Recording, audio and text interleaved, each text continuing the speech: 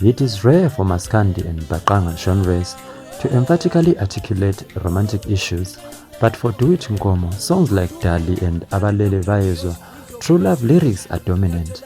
The upcoming Abafana Bakamzilikazi band leader laments the ever-rising statistics of divorce and pleads with couples to revere this gift of love.